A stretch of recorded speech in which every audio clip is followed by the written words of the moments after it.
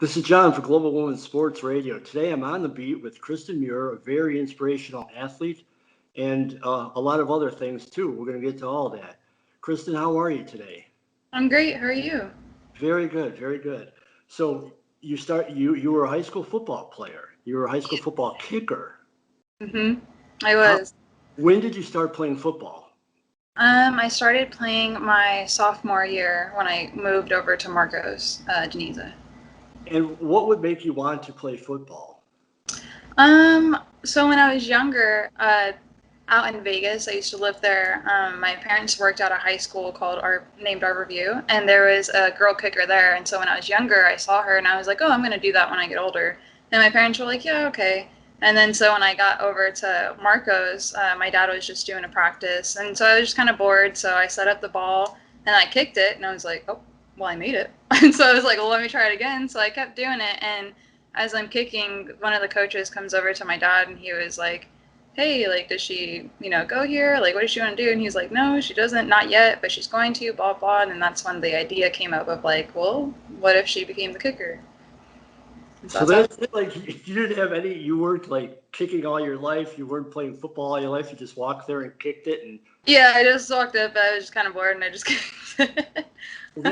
I did play soccer for 12 years, so that contributes a ton. But yeah. Now, at the time, did you realize how important, how significant it would be for a young lady to make a team? Not at all. Not at all. And still, like, I still like am trying to grasp it. Because for me, it was just like I just went out and did something I liked, and I was just playing a sport and just being competitive, and that's just what I like to do. So I didn't see how important it was. I'm starting to see how important it is. But yeah, it was a really cool experience. And you weren't just a novelty act. You weren't there just to kick a couple of field goals. You kicked like 100 extra points. Yeah, a bunch of field goals. Yeah. That's amazing. It's awesome. Thank you. Do you have any idea like what was your farthest kick? In the game, I think it was only 37 or 31 because we didn't have to. My team at the time was so good that we didn't have to do many field goals. And then in practice, once I got a 47 once, but that's about 46 more than I can do. I'm pretty sure. So when you were playing football, when you were playing in high school, did you have any thoughts of going into, because there are a lot of women leagues out, did you have any thoughts of progressing into that? I didn't think of the women's leagues, which I should have. I totally didn't think of it. I did want to go or try and get a scholarship for kicking if I had a chance, but I got a scholarship for soccer instead, which was totally fine. Well, that works out. Yeah, definitely. Yeah, totally worked out. No, when you were kicking field goals, when you were a place kicker, did you ever try to punt, just out of curiosity? Yeah, I tried. I was terrible. I was so bad. Like, because mine would just go straight up in the air. Because with soccer balls, they just, like, you just kick it and it goes. But with the football, it's like, bing. And I'm like, okay, well, that's not going to work. Do you think there will ever be a woman in the NFL? Maybe. I think so. Like, if she is that good and that strong and just proves herself that much, I think it would be able to happen. Would it have to be a kicker, or do you think there could possibly be any other position? I feel like it would have to be a kicker. Maybe other positions. I only say that because the guys are huge. So unless like she's equally as like to the guys, then totally, she can go for any position she wants. But I feel like for the like more special teams like positions, they could easily do it. That's a good point too. I wasn't really thinking of that. You're right, because the size, skill level, I'm absolutely 100% sure women could play in the NFL. I've seen a lot of women's football leagues, high school, college, whatever, pro.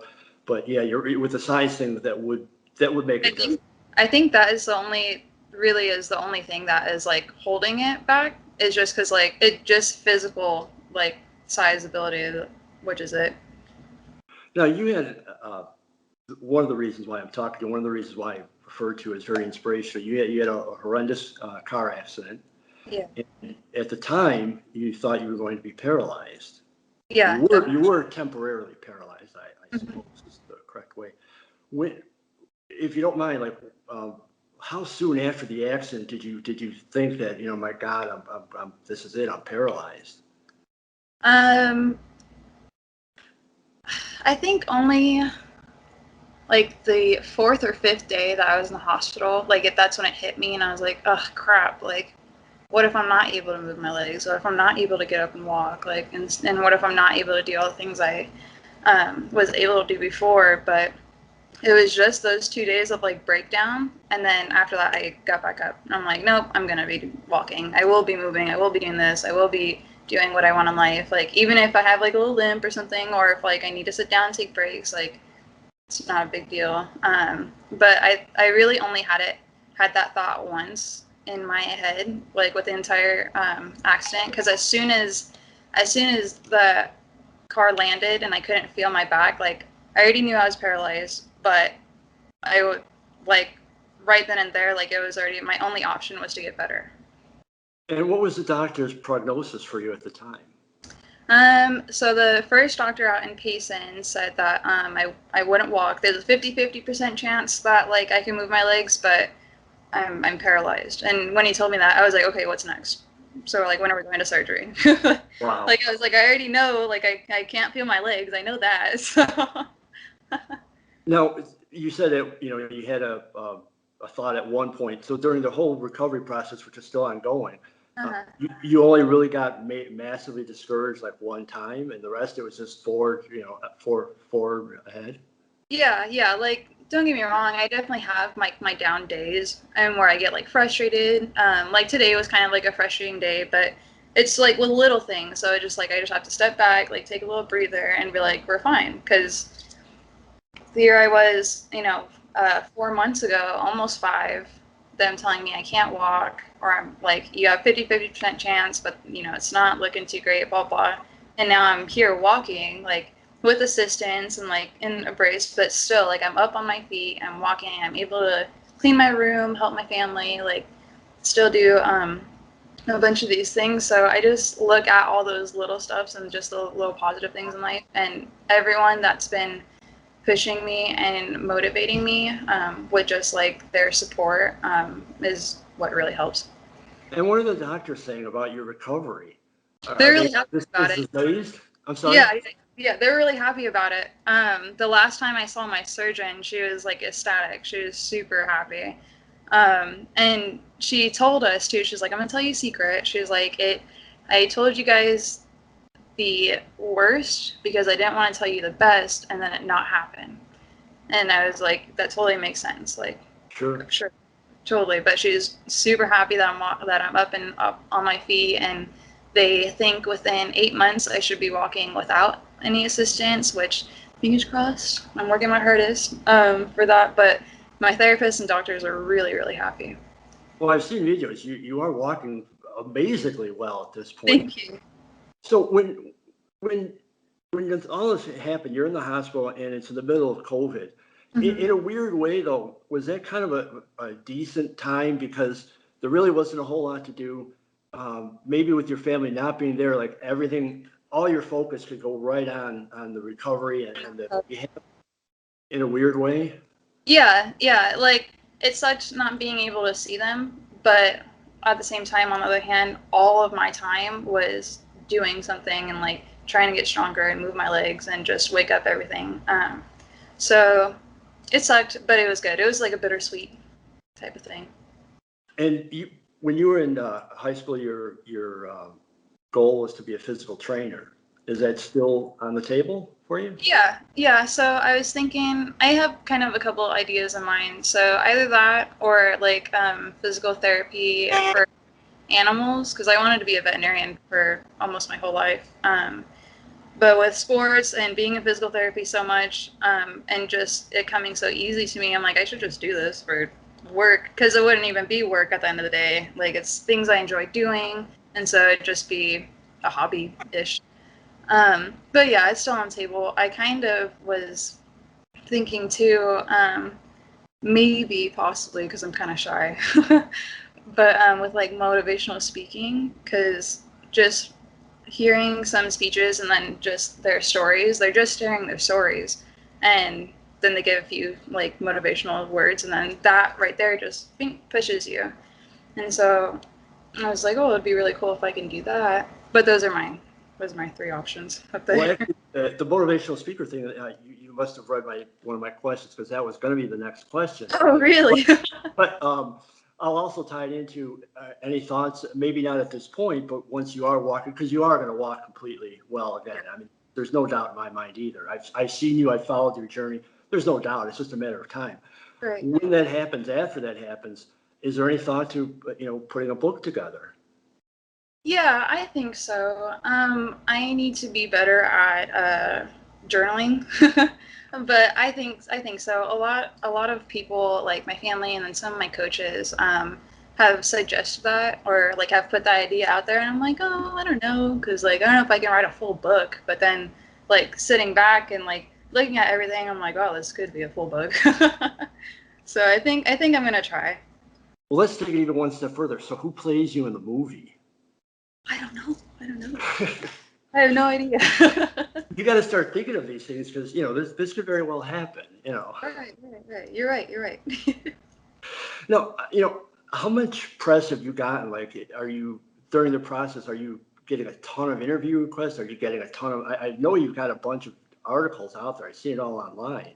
I think it was just in the beginning I had a bit of a press, and it was just with the interviewers that I had in high school. So like Jordan, Cameron, I think a couple others. Oh, Richard, Obert.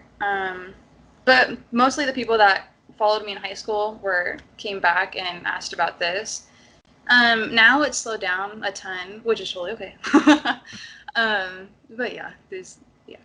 I mean, was that difficult for you to throughout the process to do any interviews? Because you just admitted that you're kind of introverted, kind of shy.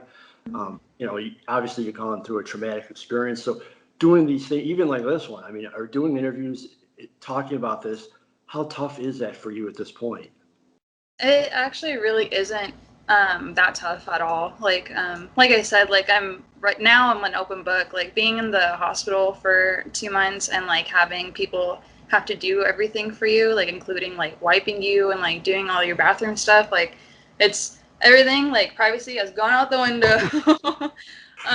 So it's not that hard, and it honestly like opens me up a lot more, and I get really comfortable with it. So yeah, it's no biggie. Like I'm shy, but as soon as you start talking to me, then I like open up. I'm like, yeah. So, So where do you find, or where have you found all the courage to go through this? Because I mean, it's a horrible accident. It's a tremendous accident. You wake up, you're potentially looking at paralysis. Where do you find the courage to just go, no, it's I'm going? I really think it's the people around me that give me that courage, because like I can't I can't say that like, oh, this person pushed me to this. It was just like that was the only option in my mind, and everyone else has so much confidence in me getting better and me walking. Like I have to prove that to them, and I have to show that to them that I can get there, and I have to believe that myself. So it's really just my family and friends and anybody that is like supporting me and sending any like good energy my way. Like that is what gets me going and what pushes me. And what distractions do you have? What do you like to do when you're not rehabbing? Um, well, now it's kind of different. I listen to music. I've been starting to read a lot more, so that's actually nice. Um, I've been drawing a little bit. I watch a lot of anime. um, hang out with my brother and sister. Sometimes my brother and I will play some Call of Duty or something. So it's usually just hanging out with my family, or some of my friends will ask if I want to go grab something to eat. So usually go grab something with them sometimes. And what is your like prognosis? Not prognosis, but what's in your near future, rehab wise? Um, so so I'm at Barrows like for my rehab. And once I start getting stronger, my walking gets a lot smoother, then I'll probably just go on like maybe like every month or a couple months or so, just to like fine tune things and make sure everything's going right. But other than that, I'll be getting right back into them with the gym. And I do that too. Like, so when I don't have therapy, I go to the gym. So I'll just be going back there and just be working on it myself and do my home workouts here and, just keep myself strong. Now, I know you have a GoFundMe page, and we'll put up right here as we're speaking. Is there anything you'd like to say about that? It's there. I know that's a really tough time right now with the pandemic and just jobs and the world is being crazy. So if people are able to donate, that'd be great. But I'm not expecting it either. Like I'm super, super grateful and thankful for everybody that has donated for me and my family, because it definitely helps out. But I'm also not like seeking for it, if that makes sense, because No. for me, I'm terrible with asking for help. Like I'll try and do everything myself until I can't. So I really thankful that my cousin made that page for me and for my family. And I'm just really thankful for everybody that donates a little bit, even if it's like $5. Like, I mean, that's more $5 than we have now, So. Well, that has to be amazing too, because I've looked at the GoFundMe page. You've got a lot of supporters, financially. Yeah. And with all those people that come out and give you, it speaks a lot about you as well, because, obviously they believe in you and they love you and they care about you and they want to see you succeed. So I don't know, to me, that's such an amazing thing, that the show of support they've had for you. Yeah, totally. It definitely is. It like, especially in the beginning, it always made me cry. And still now, like I get so teary-eyed because like I wish I could like give them all like a gift or something. Like I don't know, or give something back to them, because like they didn't have to do it, but they did. Well, your gift is going to be the day that you actually walk completely Right. without any sort of assistance. And that day is coming. I've seen your videos. You are an amazing, amazing person. You're very inspirational to me. And Thank you. yeah. Is there anything before we wrap up? Is there anything you'd like to say, to end this? Just that, when people are kind of like getting down in their life, just to like really step back and kind of look at the small positive things. And then I think that is when you kind of start seeing your life change. Not saying that like everybody is like down right now, but if anybody's down, like just to step back and take things at a time and just live your life. Excellent words from somebody who's been through a lot and has a little bit more to go, but you're gonna get there.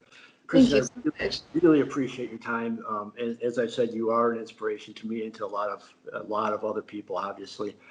We would love to revisit you on that day, not specifically that day, but after that day when you are completely walking, and we will celebrate your total walking at that point. That'd be amazing. That'd be awesome. Krysten, you have a very nice night, and good luck, really good luck with the rest of your rehab, and we will talk to you down the line.